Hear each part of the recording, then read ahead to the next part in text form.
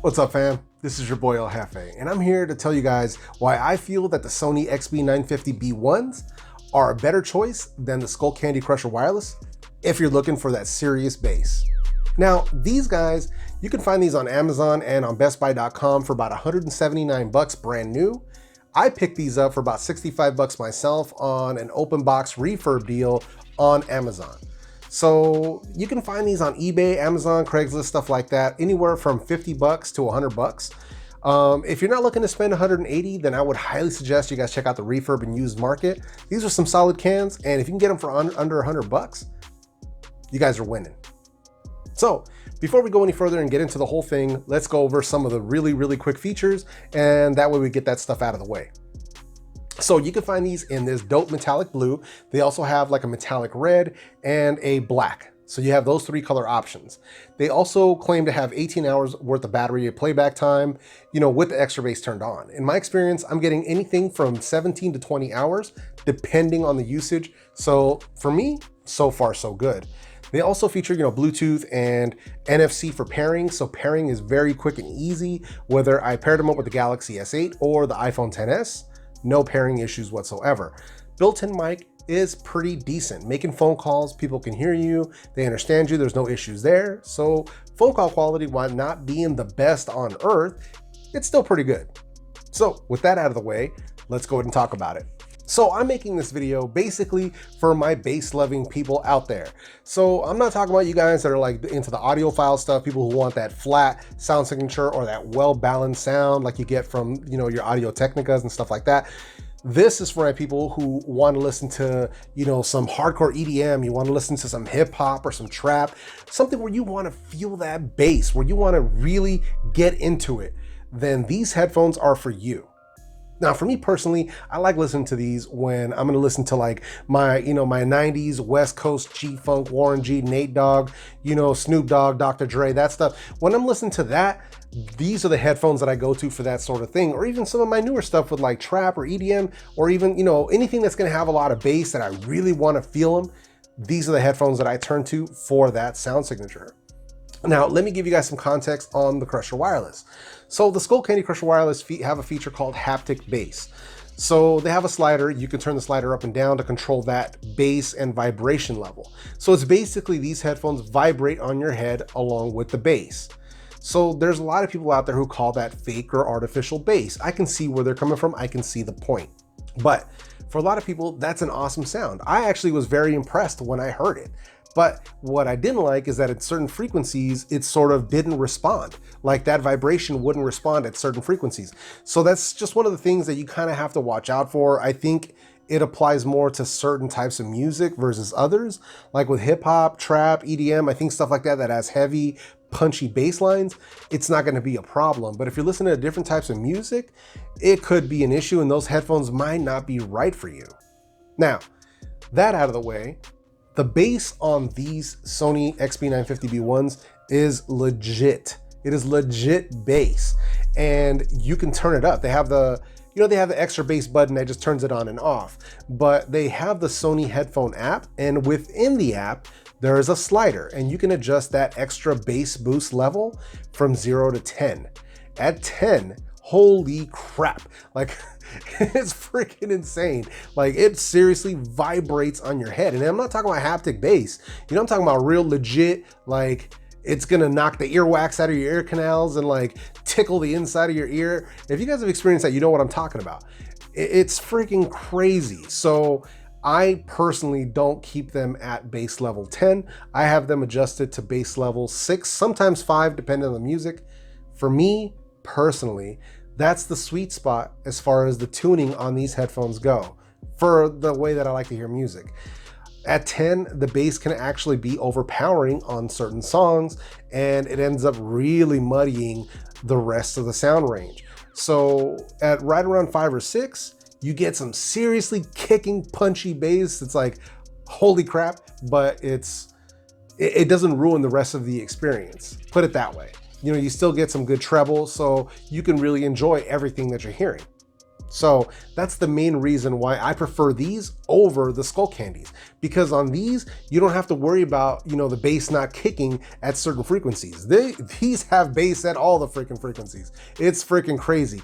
Now, like I said, I'm not a scientist, I'm not a pro or any of that sort of thing, but just for listening to the type of music that I listen to, especially when I'm trying to feel that bass, the Sonys are the ones that I roll with. Now, a lot of my friends have also tried these out. I'm gonna go ahead and kick it over to my buddy Ed over at the channel Living Dadly. He's also an up-and-coming creator. He recently did a full review on these headphones as well. And you know, let's let him share his experience with them. Sup everybody, my name is Ed with Living Dadly, and I want to give Jeff from El Jefe Reviews a big thanks for having me on the video. So Jeff tells me you want to hear about these guys right here.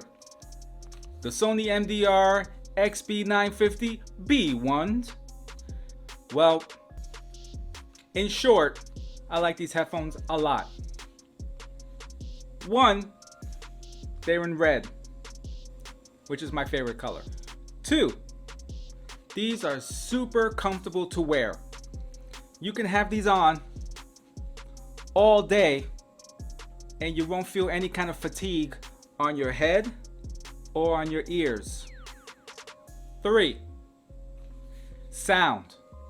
Well, in short, these sound good, real good. These have a nice, clean signature with some nice highs, some lows, really nice on the vocals. So these will not disappoint.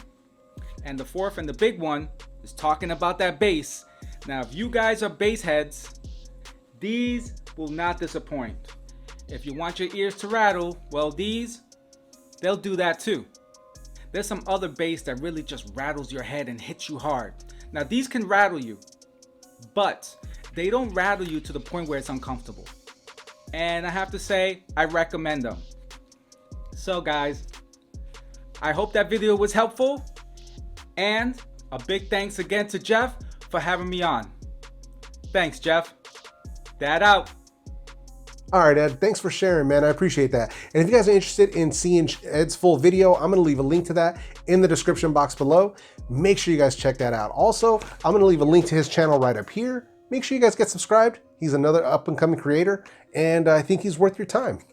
So with all that said, not everything is, you know, perfect or honky-dory, so to speak, in Sony land. There are two main gripes that I have with these headphones, so let's get into them.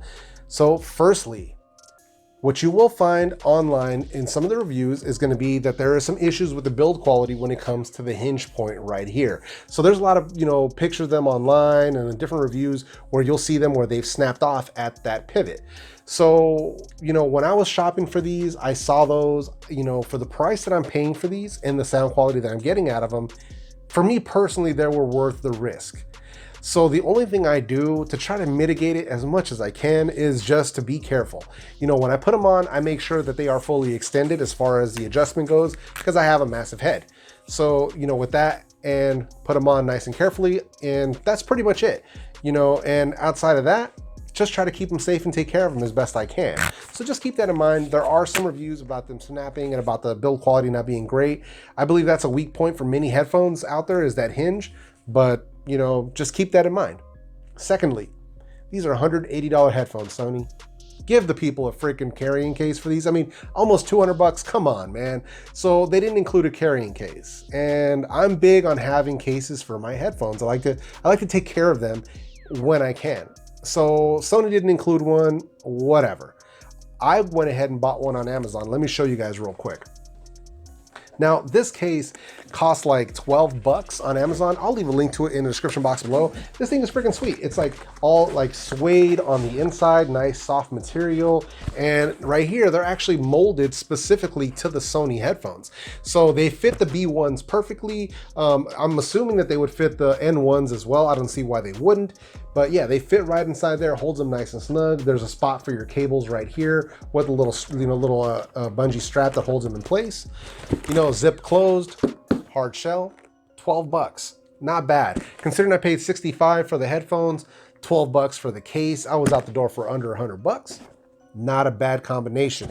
Now, that's not to say that Sony shouldn't have included them, because they definitely should have included a case.